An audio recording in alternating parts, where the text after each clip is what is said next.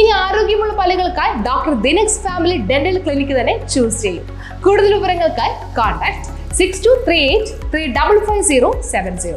യുവ arts and sports ക്ലബിന്റെ നേതൃത്വത്തിൽ ലഹരി വിരുദ്ധ ക്യാമ്പയിന്റെ ഭാഗമായി നടന്നുവന്ന ഫുട്ബോൾ ടൂർണമെന്റ് സമാപിച്ചു.